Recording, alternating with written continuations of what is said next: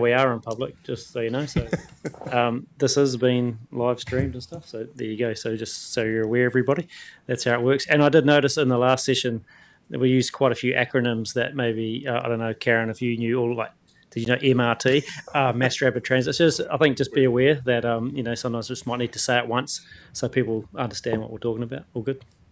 Thank you. GPS. Kia ora. So kind of following on from Claire's discussion around the funding and financing within Canterbury, we will be expecting the next government policy statement on land transport. We're expecting some sort of consultation from our good friends at the Ministry of Transport a little bit later this year. So to kind of preempt that and kind of preempt what potentially will be quite a busy mid to end of the year, we wanted to kind of start the conversation with you guys about what you would be expecting in the next GPS, what we want to advocate for, kind of what's our collective position for Canterbury, and yeah, that will just inform kind of our work with MOT, with the Transport Special Interest Group, and then with TOG as well. So yeah, it's not going to be too formal. It just kind of really wanted to get you guys' thoughts and kind of hash things out around the table. Ideally, I would like to start off with some positives. What's working well in the current GPS? What's worked well in maybe previous government GPS? We're looking to kind of discuss the balance of transport outcomes that the committee is seeking from the next GPS. I also want to kind of talk about infrastructure and non-infrastructure investment, other options that potentially the GPS hasn't touched on as much this time, such as fleet transition, tech solutions, behaviour change. Maybe we can talk about tolling again. And then potential areas of reform for the sector, kind of bearing in mind that this current GPS that we're in did promise quite a bit of legislative change that we are kind of yet to see fruit.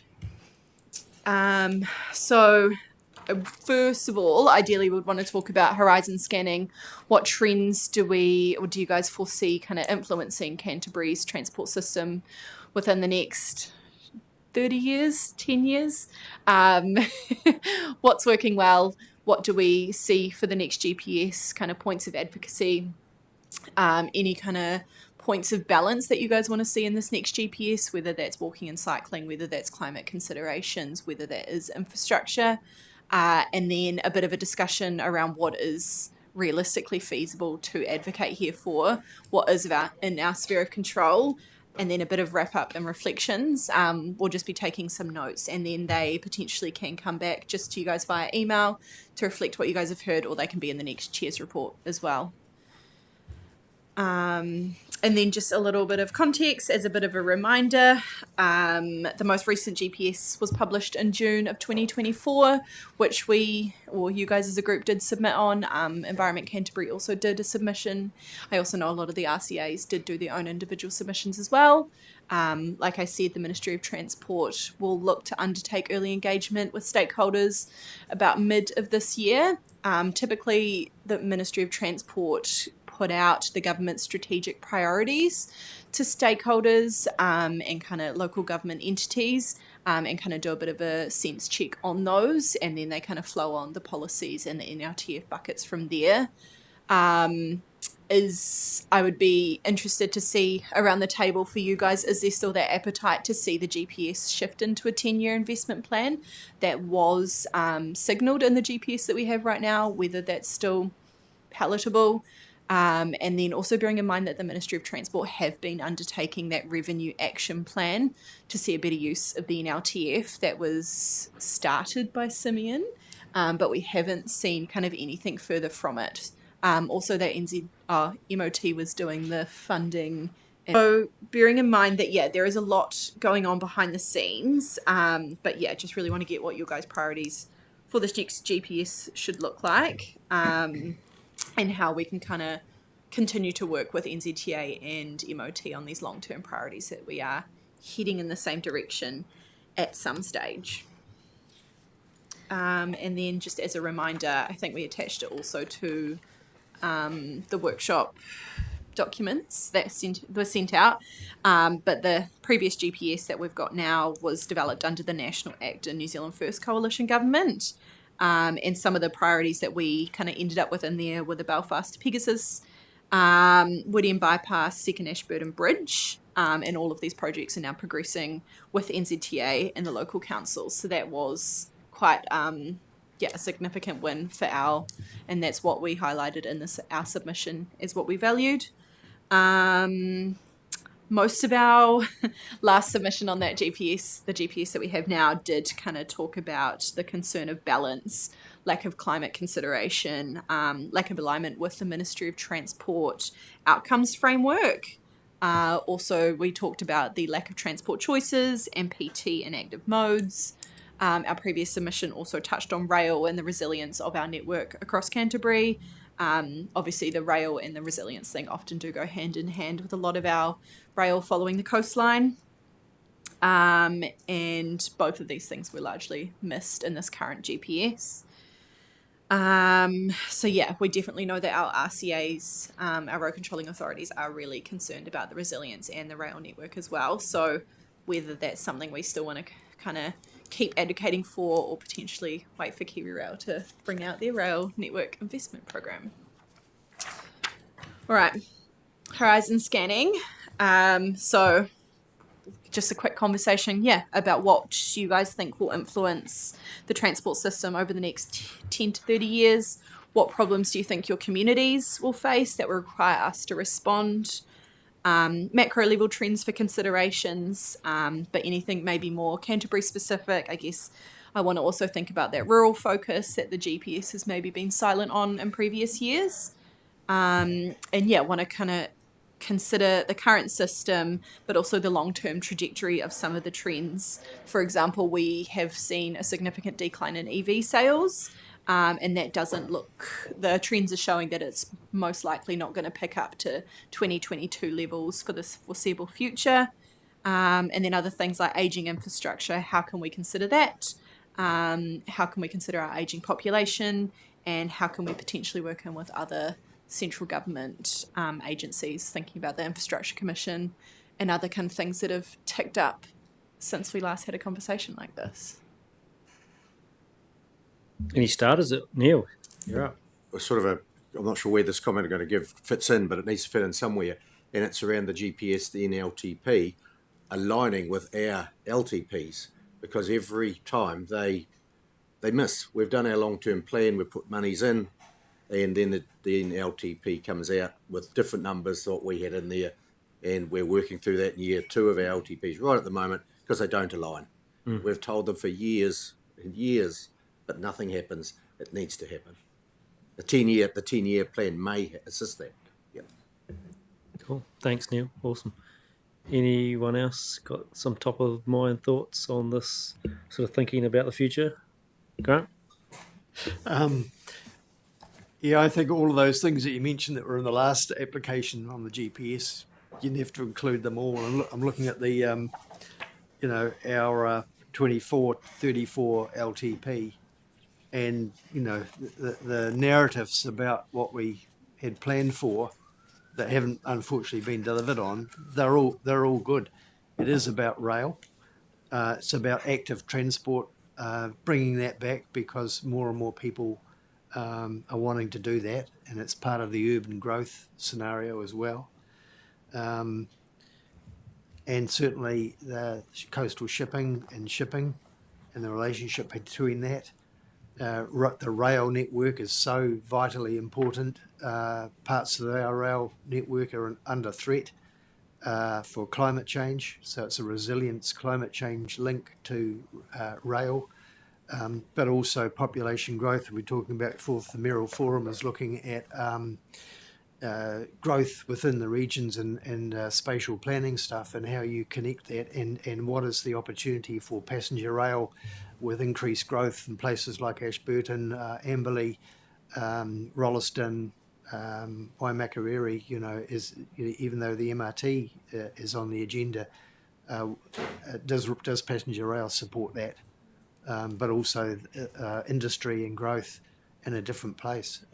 We know that parts of Christchurch, the eastern part, is under immense pressure over time. 50 years' time, part of the east might not exist, and so people, where are they going? Where's industry going to go? And we know it's already going into Rolleston, So, I mean, for me, what else did I have down? The emissions, emissions reduction. That, I mean, planet's a bit in trouble over that. And the other issue that keeps coming up, especially in the regional public transport plan, and other people too, especially Waimakariri, is the on-demand, somehow facilitating on-demand facilities for smaller communities to enable the connections between small town to small town within so those things are big, especially for an aging population. That's me. Thanks, Mark. Sam? And then I'll come to you, Craig. Thanks, and thanks, Grant, for picking up lots of things that I think are important. Don't need to repeat them all, but I think that some of the macro level trends is around needing certainty, and so like the divisive nature of politics at the moment is that we swing from doing one thing and being focused on it, and then swinging to another thing, and all of the planning and all the work that went in and money spent to gear up to do the one thing shifts underneath us. That matches the LTP discussion you were saying, Neil. I do think that the rail and coastal shipping, it should be one discussion. Like only focusing on roads isn't all of the transport network, and we need to think about how we move things well. And I feel like as a region, we want to be producing more, and we want to be exporting higher value products. So that means more vehicles on the road, but it might also mean more shorter trips around the region if we're thinking about how we move it from a farm to a manufacturing site before it moves to the port, or to 2 or 3 different sites before it moves to the port. That will have an influence over the types of travel that occurs.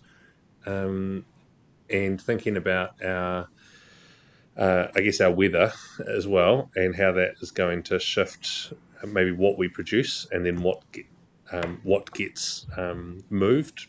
The government at the moment is thinking about water storage in different ways than what we've probably spoken about in the last 10 to 15 years. So where's that water storage going to be, and how will that affect production off the land in those places?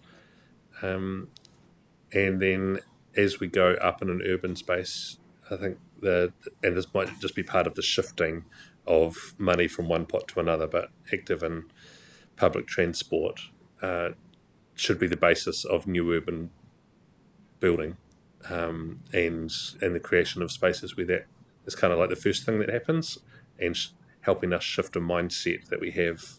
I know in my district that the car is the first thing that we get into, and for many of us, the car will always need to be the first thing that we use because of the distances we need to travel, and public transport doesn't go anywhere. But where public transport can be, and this is, and as you said, the hop on, hop off on demand stuff, like how can we make that as user-friendly as possible, and also as accessible from the first time someone moves into their new home, rather than setting up habits about getting in their car to drive to a job that they could have easily picked some other way of getting to. Yeah, thank you. Thanks for that. The thing I just wanted to raise was I think we need to highlight the GDP that's coming out of rural New Zealand, and how much our rural Canterbury is supporting the country, and the lack of funding that's going into rural roads, particularly council-run and council-operated roads. It's all very well having great highways, but you've got to get to those highways, and it's already affecting us in as far as we have bridges that are not capable of carrying heavy weighted vehicles in our rural areas. So they're having to run 2 trucks to a farm to pick up milk, where it could be 1 truck. But we don't have the capacity or the funding to upgrade the bridges. So I think for me, it's just highlighting what's happening in rural Canterbury, and the lack of funding that seems to be coming through to maintain our rural roads, to get our produce off farm to the factories and off to market. So that's one for me. Thanks, Craig. And I think that in my mind pops up the idea that I know and previously raised in the Mural Forum, some of the Mural Forum emails about tourism, of course, and where you've got, other than the rural road stuff, they also get used heavily for tourism. But as we know, at the moment, we don't get a massive share of any of that income that help support local ratepayers and local councils to support those roads either. So that's another emerging area that I know people are already on, but just another message just needs to keep getting sent about that, I think, as well. I sort of had similar things around the public transport stuff, thinking about the future where, it's not only Christchurch anymore, it's Selwyn, Waimakariri, Ashburton may at some point move to having some internal public transport needs. Timaru's already there with the on-demand stuff. So I just think that's really important as our other towns in Canterbury grow, they'll be looking towards those needs around public transport. And I think we should never forget that urban development should be linked to that, like Sam's saying, but even in a more direct way, that you encourage that urban development so that it does help pay for public transport infrastructure and routes, etc., in the future. So incentivising it almost. So I think that's something to really be thinking about. And MRT is a good example of that. The mass rapid transit ideas within Greater Christchurch, how you can actually incentivise development along those routes to help pay it in some way. So I think that's really important, and in a way that's similar to tolling bridges that we had a conversation about before. That's just me at the moment. Anyone else want to chip in, Nigel? Yeah, look, to me, it sort of wraps up a lot of what's said, but it needs to be presented in effectively a business case. We know what we want, and we know what funding tools. And it ties also to a regional deal. So we think about, again, tolling, that's an easy one because it's an income stream that's not there at the moment. But it's actually a really easy business case to use Neil's example. But if we, do the Ashburton Bridge, we do the Rakaia Bridge, Rangitata Bridge, the 10 Bridge that Phil needs and whatever else, and that looks like X and it delivers this, and it ends up being a business case, and it's tied to GDP, and it's tied to opening up new subdivision and Rolleston and what have you, and it all comes together, and and the policy changes are X that we need, and that is what a regional deal should probably look like, because it ticks the boxes for government, because it opens up housing, it's economic growth, it's all those sort of things. So I think that's the approach that we should be having to this sort of conversation, if you like. So I didn't have my note as well. Yep. Cool. Anyone else want to chip in on this at the moment? Jess? Suggest the other, something that nobody's mentioned, is technology change as well. I just wondered if there's any views around that, particularly not just in like vehicles, but also use of our roads, our maintenance, our materials and things that we use as well. So advocating for future use of changing technologies. There's also a link there with vehicles as well, to air quality. So you're starting to look at multiple outcomes across our communities as well. So there's savings in health, and that transport has a major impact in terms of health outcomes. So yeah, just sort of thinking in that space as well. Just on that technology piece, I think the use of the airspace as well, particularly around freight movements, and it might be people movements too, but I think that's a shift that we'll see. And having Tawhaki and Canterbury's, meaning we're looking at the use of the aerospace in a very different way than what we have in the past. Cool. Should we move to the next bit? Everyone happy? Yeah, it's definitely easy to start thinking about all the things that we could be doing if we're looking at maybe traffic volumes, and just considering how we work a little bit more efficiently and how we can really use that technology to kind of justify things in maybe a different way, to really put forward a better business case for the next NLTF if we're talking at traffic volumes on roads and stuff like that. Like, we know the roads are damaged, but if more and more tourists are kind of travelling path, it makes it a so kind of the next thing is what is working well with this GPS, or with kind of any sort of previous GPSs. Obviously, the benefits to the GPS on the current cycle is that it's clear and concise on the government of the day's priorities. We've had no fumbling of words about what this government wants and how they want to achieve it and when. The GPS cycles at the moment do also allow the government to respond to events such as Cyclone Gabriel. So there was a previous kind of quicker GPS under the previous Labour government that really helped get that funding when they needed it, which I do think there is benefits to that without dipping into other things like emergency works funding. The government is also able to set GPS monitoring and evaluation work programs. Whether or not this is continued or whether or not this is positive, I think would be interesting to see. But obviously, the national government and this current GPS hasn't done any evaluation or monitoring just yet. But whether there's something we want to see more from NZTA could be up for discussion. Whether we think that the use of the transport outcomes framework and the use of that coming out of MOT is a positive thing or not, or whether that is something that we still remain to be true is up for discussion. And then our transport officers group also acknowledged how the low cost, low risk funds were working a lot better in the maintenance, operations and renewal space this time round. But whether or not it's enough to kind of bring things back up, or whether it's just now taking over so that less money needs to be pulled out of another kitty, is also probably an experience for some of our councils. Any positive things to say? Cool. Yeah, Sam. I know. I read the heading. I thought, what's working well? And then the things you put there, I sort of disagree with the 3-year movements. I think we'd be much better off having a 10 or 30-year commitment for 95% of the funding, with some flexibility to move on some things that might come and go, but much more certainty to create a pipeline of work that we all know that we're funding, and we can get the best deals for that work moving forward. And the conversation before about having a South Island bridge plan, at the moment, I mean, even if we all agreed that we wanted it to happen, it could change, in 6 months' time, or next year's government move, and there's just way too much uncertainty in the system.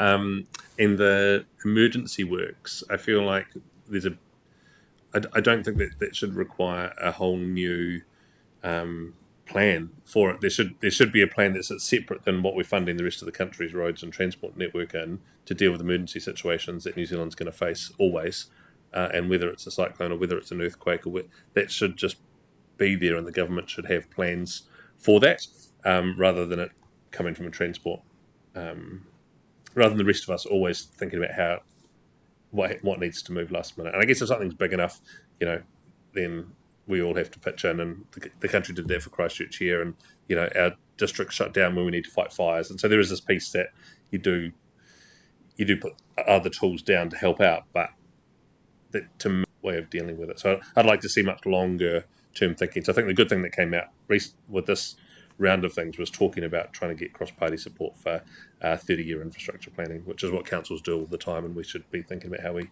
try and cement some of that certainty into the system. Would be something I'd really like to see.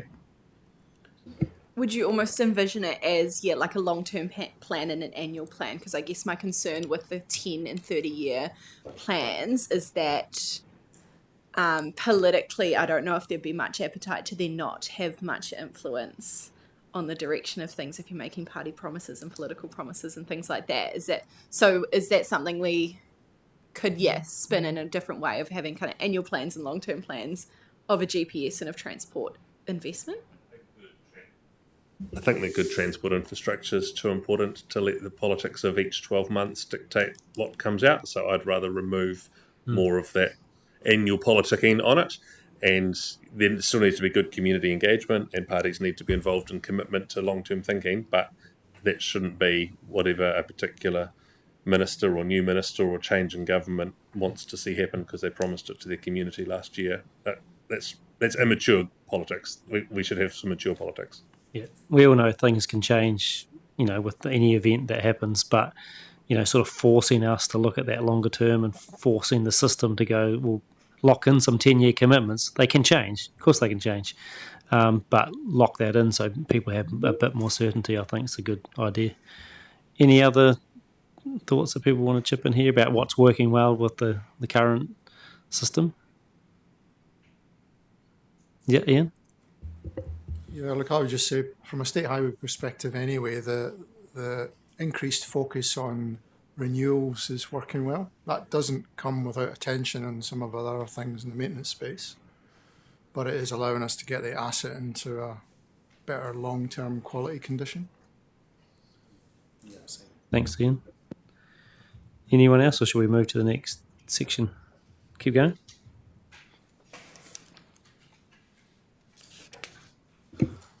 Right, so what do we want to see in the next GPS? So we can kind of include discussion on the current GPS, how effective that's been, and what we maybe will seek to build on this current GPS, bearing in mind that it will be the same political parties in this next GPS, while maintaining the expectation of what is feasibly affordable. I think what we want to, focusing on what we want to advocate in terms of balance while ensuring that the elected government of the day is able to have their perceived reasonable influence over the policy. So, kind of talking about that politics again. I guess always towing the line to not bite the hand that feeds you, but also having a reasonable amount of influence on what we need for Canterbury. And then where does the infrastructure versus non-infrastructure investment kind of fit into this? And what advocacy points can we kind of encourage potentially working across government a little bit more for the Infrastructure Commission and their pipelines of work now? And then obviously the urban development conversations that we keep coming back to as well. So what do you want to see?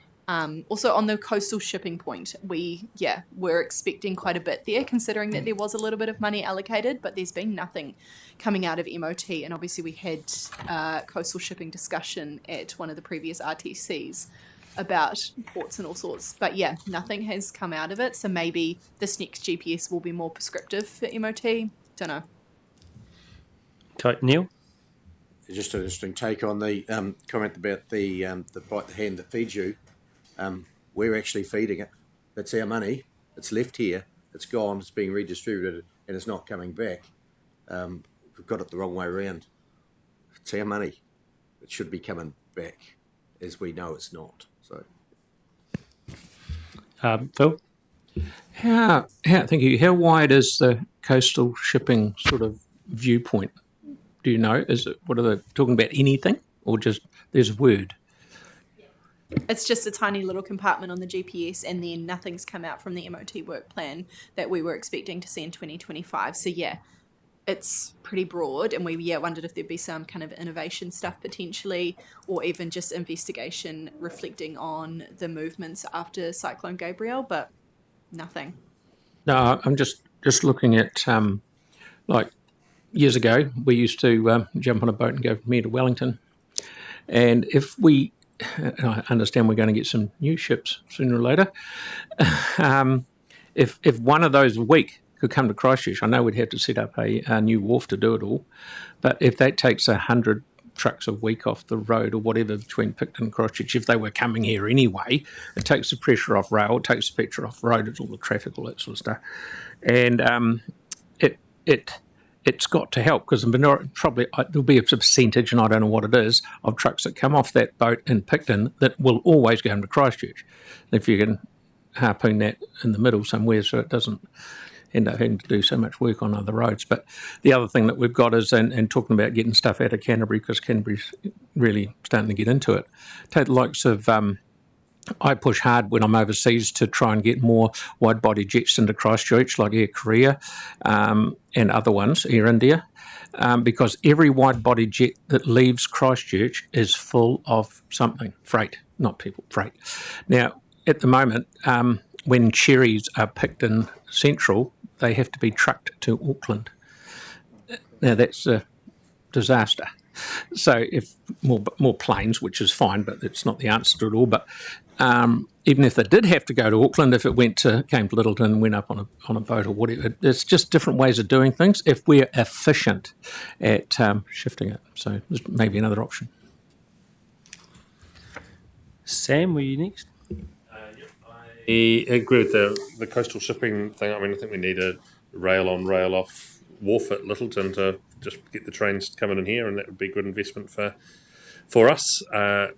I would like to see the tools that we're talking about needing being available. So tolls, congestion charging, so that wherever it's applicable, we can apply it. So the legislation approved or passed, ready to go for us to make that happen, rather than having to advocate again that they pushed that through. We want to see the ERUC system implemented nationally, so that we can start charging and know where things are at and using that system. So I think some of the funding ways of doing things is where I'd like to see major change the next GPS, so that we can. I don't know. It feels like we're continually talking about all these improvements we want to see and the funding differences that could be made, and very little seen progress is happening towards them, and things take a while. But I think we should push for some of that stuff. What's ERUC? Sorry. So that instead of just having to go buy a ticket, we can just have a little monitor in your vehicle that ticks over the Ks and then just charges you for the roads that you use. And also, if you drive over a toll road or a toll bridge, automatically charges, and we're not having to deal with cash transactions and bank transfers all the time. Yeah. Cool. Like national ticketing on buses, but for cool. Yeah, Phil. If we could, just following on from that a bit, just correct me if I'm wrong, all the road user charges go to Wellington, is that right? But what we're maybe discussing a wee bit before is if the region could get I don't know how ERUC would do it, you'd be able to know what kilometres are travelled in your own area, because if we get busier and busier with transport, and albeit that I now have to pay road user charges via my electric car, which I didn't, but it's good. Everyone's having a crack at it and having to contribute. So if it all got spent in our area, it's not so bad. When it all goes somewhere else, that's hard. But and Craig, and then I'll come back to you, Grant. Just one of the things I wanted to mention was I think we need to make sure that we highlight that the funding mechanism they use needs to be appropriate. What we do is we say we need more money in shipping, we need more money in rail, and all they do is take the same pot and divide it differently. Rather than if we're asking for additional funding in certain areas to get better outcomes, you can't do it out of the same pot, because all you do is just have 6 things not working well instead of one thing working, everything working well. We need more funding. You can't just keep stretching this pot to accommodate all the things that we want to do and expect anything to work well, because all you do is just, quite frankly, a half-assed job and everything, and we achieve nothing effectively. Yeah, a really good point, Craig. Thank you. Was Grant? Was that you? Sorry. I think for me, one of the things, and Nigel picked it up, is when we submit on the GPS, that we prepare a document that is almost like a business case document. And I'm thinking of the Deluge document that was done, highly pictorial, lots of facts, easy to read, captures the imagination. It's not just some A4 sheets of writing. And link that advocate, so it's an advocacy approach to getting what we've just been talking about, and all sorts of things, and you show it pictorially. Because I know that the South Island regional chairs are almost looking at the same thing. So you have a document that is kind of also a bigger picture for the South Island. So the South Island is seen as the bigger picture. That's so shipping comes in, right? The whole thing. So I think make it a powerful document, because we don't know who's going to be in power in 2027. There could be a change of government, in which case, who are the new people? How do you what do you present in front of them? Even though it might be going to NZTA or MOT, it's still. I know when we were having presentations from the MOT people at the South Island chairs, it was a complete lack of understanding of the issues facing the South Island, and the same with Canterbury. So there's an opportunity there to put that as a really powerful case, not only for government, but for our own, for our own benefit too, for new councillors or whatever. One thing that I'd raised with Minister Bishop last year, I think, around public transport was the idea of, and this might be controversial, but when new urban development is done, there's a development contribution that goes to district councils to help with all those things that need to be done. I mean, public transport would seem like a good idea in that space as well when urban development is done, so that there's always a consideration that at some point in the future, this urban space is probably going to need some public transport at some point. So that's just an additional idea. And it speaks to your point, Craig, about a new source of income. So anyway, I just think that's something to think about. And I think when we did our horizon scanning, but I think the committee here actually gave quite a good bit of feedback that relates to this question too. that we shouldn't lose sight of, because we were sort of thinking about the future, but we were also solution focused when we were talking about that. Because I know the CDM committee's got to start at 2:00, right?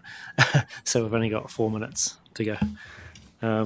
So has anyone else wanted to make any comment on this? But I know this is a really important part of it, not wanting to rush, but I think we've said a lot earlier on, and hopefully you've got enough from us to really progress that.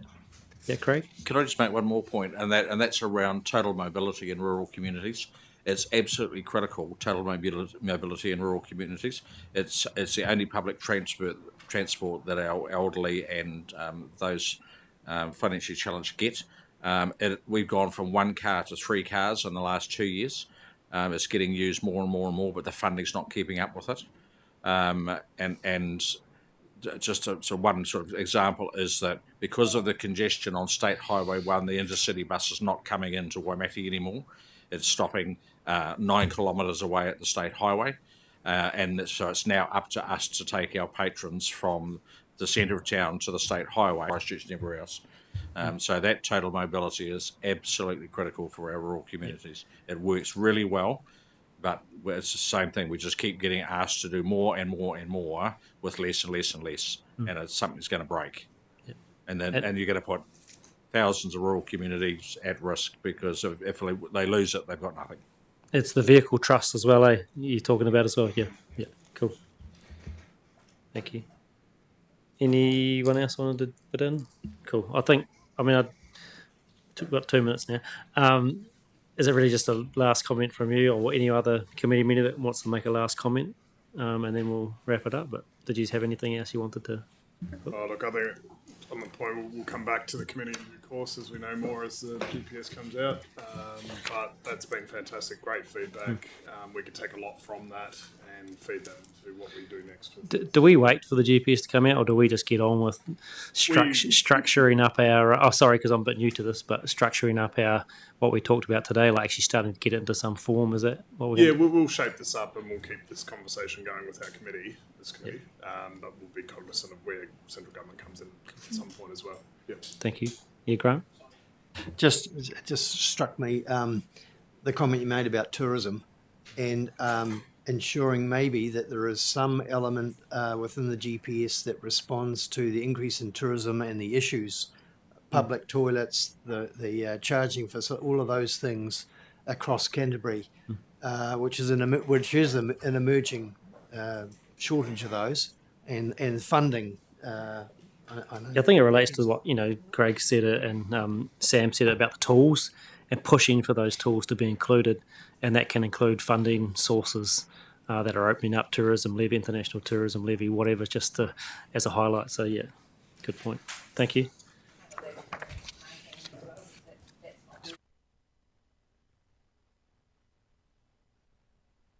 At the moment, and so you wind up having tourists parking and filling up the state highway, which becomes a hazard in itself, and not just in terms of cars but buses as well. So there needs to be able to have some provision there to be able to deal with all of the flow-on effects from increased tourism. Policy needs to be able to match to funding. Cool, thanks, Karen. So look, I think we'll finish there so that the CDM meeting can kick off right now. So kia ora. And so we'll be back for the RTC meeting at 4:15. Kia ora.